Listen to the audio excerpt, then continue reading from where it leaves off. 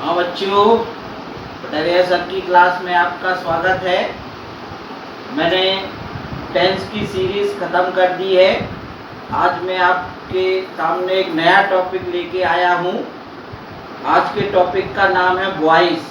जैसे वॉइस का मतलब क्या होता है? आवाज़। जैसे जो भी अभी तक आपने टेंस पढ़े हैं, उसमें जो भी टेंस पढ़े वो मान लीजिए आपने एक्टिव वॉइस ही पढ़े हैं, तो आपको ज़्यादा इसमें दिमाग लगाने की ज़रूरत नहीं होगी। इसमें पहले भी आपने टेंस सीख लिए हैं, तो वही एक्टिव वॉइस हैं। अब उनको पैसिव वॉइस में बदलना होता है, तो बहुत आसान है।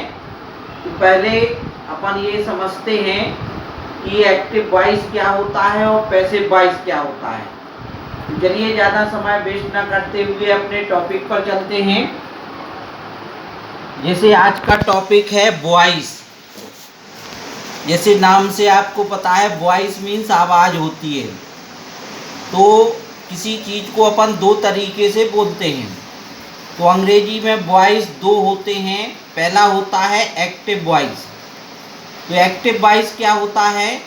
तो देखना, जिस वाक्य में सब्जेक्ट यानी इसमें सब्जेक्ट को प्रधानता दी जाती है, अर्थात इसमें एक्टिव वॉइस में सब्जेक्ट को हीरो बनाया जाता है, प्रधानता दी जाती है, तो उसे एक्टिव वॉइस कहते हैं। जैसे एग्जाम्पल है, जैसे राधा कुक्स फूड। तो इसमें यानी जो सब्जेक्ट है राधा, तो ये राधा एक्टिव है, यानी इसमें वर्ब क्या है? कुक्स फूड, यानी राधा कौन सा काम कर रही है? खाना पकाने का काम कर रही है। तो राधा सब्जेक्ट है, तो इसको ज़्यादा वरीयता दी जा रही है, तो ये एक्टिव वॉइस है। ये टेंस में भी आप लोग पढ़ चुके हैं। जो भी आपने टेंस पढ़े हैं, उस टेंस में एक्टिव वॉइस में सभी में सब्जेक्ट को वरीयता दी गई है। तो अब चलिए देखना, दूसरा होता है पैसिव वॉइस। यानी पैसिव वॉइस क्या होता है? तो देखना, जिस वाक्य में ऑब्जेक्ट को प्रधानता, अर्थात इसमें ऑब्जेक्ट को हीरो बनाया जाता है, दी जाती है, उसे पैसिव वॉइस कहते हैं। अब चलिए एग्जाम्पल इसका पैसिव वॉइस का मैंने दिया है। जैसे इसमें ऑब्जेक्ट फूड था, तो ये पहले आ गया फूड।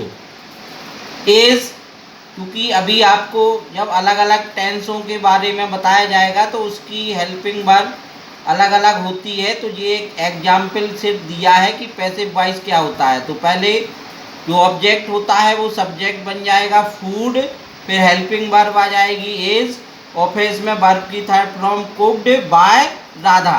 तो यानी इसमें फूड पहले आ गया, तो इसमें फूड को पहले वरीयता दी गई है, तो ये पैसिव वॉइस होता है।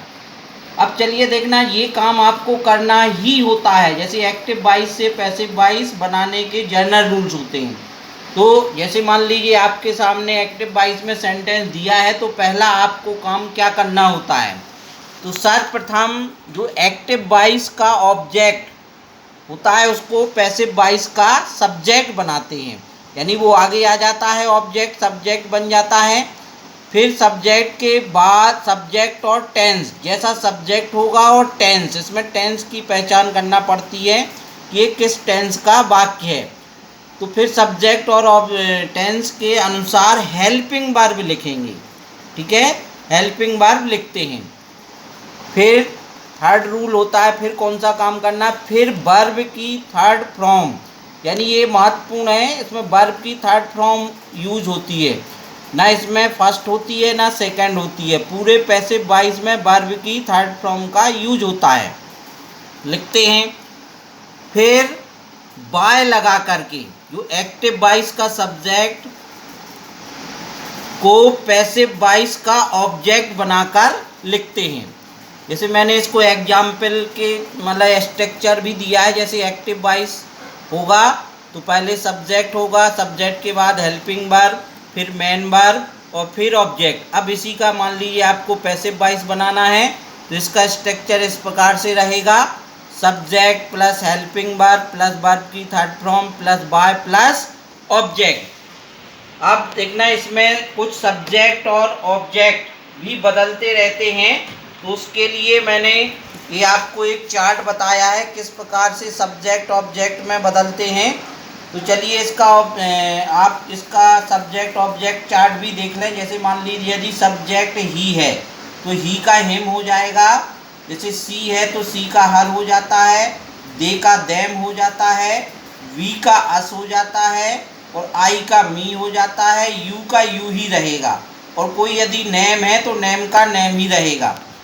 अब चलिए इसका आप पार्टिकुलर प्रेजेंट सिंपल सेंटेंस का पैसिव वॉइस पढ़ेंगे कि किस प्रकार से प्रेजेंट सिंपल के वाक्यों को पैसिव वॉइस में बदला जाता है। तो जैसे देखना ये एक्टिव वॉइस है। एक्टिव वॉइस ऐसे है, पहले सब्जेक्ट रहता है, सब्जेक्ट के बाद वर्ब की फर्स्ट फॉर्म में एस या ई एस, फिर ऑब्जेक्ट रहता है। अब चलिए इसका पैसिव वॉइस का जो स्ट्रक्चर है वो इस प्रकार से रहेगा कि पहले सब्जेक्ट होगा, सब्जेक्ट के बाद इज या आर या एम, यानी प्रेजेंट सिंपल सेंटेंस के वाक्यों को जब पैसिव वॉइस में बदलते हैं तो इसमें helping verb is are am आती है। तो ये सब्जेक्ट के अकॉर्डिंग आएगी। जैसा सब्जेक्ट होगा, सिंगुलर सब्जेक्ट होगा तो एज होगा, अगर प्लूरल होगा तो आर होगा, आई होगा तो एम होगा। फिर वर्ब की थर्ड फॉर्म, इसमें वर्ब की थर्ड फॉर्म हमेशा यूज होती है। और फिर बाय लगा करके, इसमें क्या लगाएंगे, बाय, बाय लगा करके फिर इसमें ऑब्जेक्ट लिख देंगे। ठीक है। अब देखना इसको एग्जाम्पल से और समझते हैं। जैसे इसमें है नेहा लाइक्स मी, यानी नेहा इसमें सब्जेक्ट है और फिर लाइक्स यानी वर्ब है और मी ऑब्जेक्ट है। तो देखना ये मी ऑब्जेक्ट जो है जो पहले आगे आ जाएगा, तो मी का पहले आएगा तो क्या हो जाएगा, आई, क्योंकि आई के साथ क्या लगा देंगे, एम। और फिर लाइक्स की थर्ड फॉर्म लाइक्ड और बाय, बाय के बाद जैसे इसमें जो सब्जेक्ट नेहा है ये ऑब्जेक्ट बन जाएगा बाय नेहा, क्योंकि यहाँ नेम है तो नेम का नेम ही रहेगा। अब चलिए इसका निगेटिव भी देखते हैं। कभी निगेटिव भी आ जाते हैं तो इसमें कंफ्यूजिंग नहीं होना है, हेल्पिंग वर्ब के बाद ही नॉट लगता है। तो देखना इसका ये प्रेजेंट सिंपल का निगेटिव सेंटेंस है, जैसे they do not fly the kite. तो इसमें सब्जेक्ट ऑब्जेक्ट क्या है, काइट, तो ये पहले आ जाएगा द काइट। अब काइट क्या है, सिंगुलर है, इसलिए इसमें आ जाएगा एज, और चूंकि ये निगेटिव है तो इसके बाद नॉट लिख देंगे। और इसमें फ्लाई की थर्ड फॉर्म फ्लॉन और बाय देम। अब देखना इसका इंटेरोगेटिव भी मैंने बताया है। जैसे ये इंटेरोगेटिव यानी एक्टिव वॉइस है, जैसे do we open the door. अब चूंकि इसमें ऑब्जेक्ट क्या है, द डोर, जब इसका पैसिव वॉइस बनाएंगे तो डोर के पहले एज आ जाएगा, क्योंकि इंटेरोगेटिव में हेल्पिंग वर्ब पहले आती है। तो इसमें चूंकि सिंगुलर सब्जेक्ट है तो आगे आ गया इज द डोर, फिर वर्ब की third form opened by us. तो देखना पूरा मैंने एक ही वीडियो में पूरा कवर किया है, पूरा, यानी आज आपका प्रेजेंट टेंस का पैसिव वॉइस किस प्रकार से बनाते हैं वो भी बताया है, और पूरा वीडियो जरूर देखें। ठीक है, वीडियो को पूरा देखें और जो भी मतलब आपके डाउट हैं कमेंट्स में ज़रूर बताएं। चैनल को लाइक सब्सक्राइब जरूर करें, शेयर करें, यही हमारा प्रतिफल होता है। Thank you.